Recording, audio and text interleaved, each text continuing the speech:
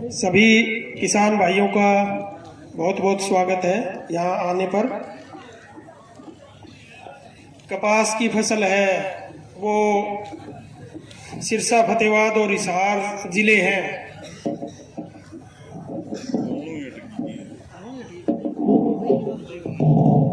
उनकी प्रमुख फसल है, पर पिछले 2 साल से इसकी पैदावार है वो कोई ज़्यादा अच्छी नहीं रही।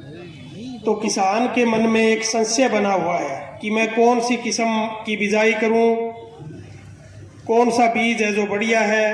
कई किसान ये पूछते हैं कि BG4 कोई ऐसी वैरायटी आई है क्या, आगे आने वाली है क्या। आज इस मेले में भी काफ़ी किसानों के फ़ोन आए, जी कपास की जानकारी मिलेगी क्या, कपास का बीज मिलेगा क्या, नरमे का बीज मिलेगा क्या। नरमे की जो फसल है बहुत ही नाजुक फसल है।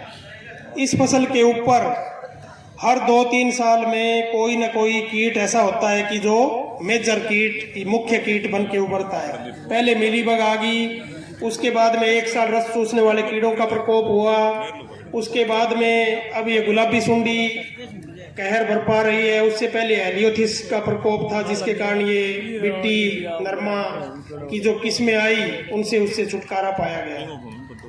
उसके बाद भी अगर कोई और आप सोचते हो कि ये गुलाबी सुंडी के बाद में इससे पूरा निदान मिल जाएगा, तो ये बात बिल्कुल सच्ची नहीं है। क्योंकि अमेरिका में ये 1 साल की फसल है। हटवा दो ये सेठी साहब, ये इसके साइड में हटवा दो, गर्मी हो रही है। इतना टाइम थोड़ा ही लगता है कोई चीज़ के लिए। हटवा दो ये साइड से, हवा लग जाएगी। में जो अमेरिकन कपास है वो साल में जिस तरह अपने गन्ना होता है 1 साल की फसल है। हमने इसको सिकोड़ के 6 महीने की कर दी। तो उससे क्या होता है कि इसमें जो जेनेटिक और फिनोटिपिक जो चेंज, जो बदलाव आया है, उसकी वजह से इसमें जो कीड़े मकोड़े हैं उनका अटैक ज़्यादा होता है। तो इससे कैसे छुटकारा पाया जा सकता है और कैसे कौन कौन सी सावधानियां बरती जा सकती है। सबसे पहले हमें पीछे देखना पड़ेगा।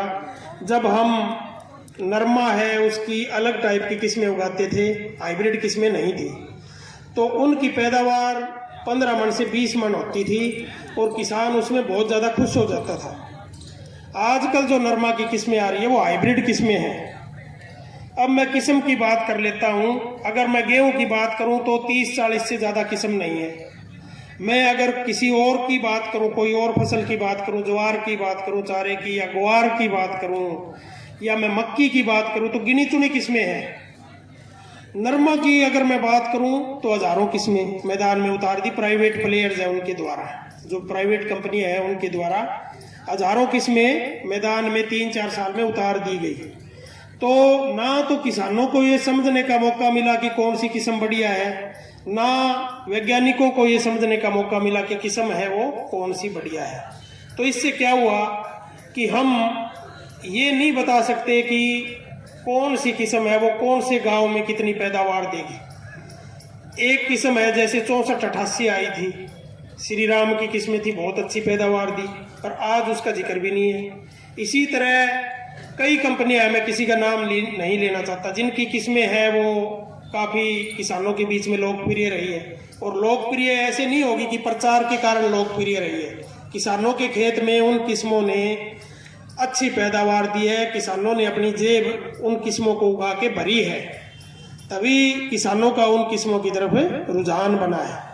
तो किस्म के बारे में मैं यही कहना चाहूँगा कि पिछले 2-3 सीजन में, पिछले 2-3 सालों में मौसम की मार को किन किस्मों ने झेला है, आपके गांव में पैदावार किन किस्मों ने ठीक दी है, वही किस्म उगा सकते हैं। मैं अगर ये कहूँ कि 776 बढ़िया है, तो हो सकता है वो ना दूसरी चोपटा में बढ़िया ना होती हो। क्योंकि सिरसा में अकेले में मैं बात करूँ तो 20 टाइप की ज़मीनें मिलेगी। 20 टाइप की ज़मीन सिरसा के अंदर मिलेगी।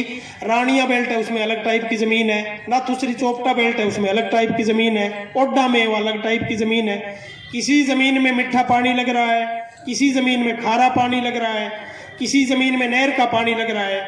तो ये सारी चीज़ें आप अपने गांव में एक माइक्रो क्लाइमेट क्रिएट हो जाता है, एक जलवायु का एक छोटा हिस्सा हर गांव में क्रिएट बनता है और उस हिस्से में जो किस्म बढ़िया परफॉर्म करती है वही किस्म आप उगाएं। आपको अपने जो पड़ोसी जमींदार है उनसे बात करनी पड़ेगी कि पिछले साल कौन सी किस्म है उसने अच्छी पैदावार दी, तो वही उसी गांव की जो मिट्टी है, उसी गांव का जो पानी है, उसी गांव की जो जलवायु है उसमें अच्छी पैदावार देगी। मैं आपको अगर 5 किस्में बता दूं तो वो हो सकता है रानिया में अच्छी पैदावार